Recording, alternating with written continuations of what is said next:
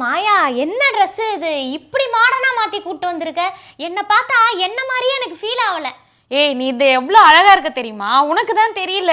சரி, அது இருக்கட்டும். பேக் பிஞ்சு போச்சுன்னு வாங்க தானே வந்தோம். அந்த வேலையை முதல்ல பார்ப்போம். சரி பாரு, நல்ல பேக்கா பார்த்து சொல்லு. நல்ல ரெட் கலரா பாரு.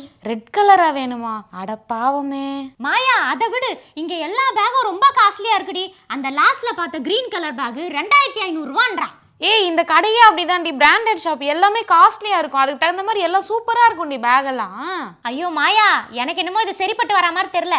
ஏதோ 400 ரூபா 500 ரூபானா பரவாயில்ல, நம்ம ரோட்டு கடையிலே வாங்கிக்கலாம். வாயேன். இது ரோட்டு கடையில போய் வாங்குறியா? இதுக்கே நீ இவ்வளோ சீன் போடுறியே. 35 லட்சம் ரூபாய்க்கு ஒரு பேக் விட்டுருக்காங்க. அதெல்லாம் பார்த்தா என்ன பண்ணுவ நீ? என்னது, ஒரு பேக் 35 லட்சமா? என்னடி, ஒரு வீடே வாங்கிடலாம் போலியே. ஷாக்கா குறை. அந்த பேக் பாக்குறதுக்கு ஆட்டோ மாதிரியே இருக்கும்டி. ஆட்டோ மாதிரியே இருக்கனால தான் இத்தனை லட்சத்துக்கு விற்கிறாங்களோ? ஏய், அது ஒரு ஃபேமஸான பிராண்டடி. அதனால தான் அந்த பேக் அவ்வளோ காஸ்ட்லி. ஐயோ, உனக்கு புரியல மாயா. 35 லட்சத்துக்கு எத்தனை ஆட்டோ வாங்கி ஓட்டலாம் தெரியுமா?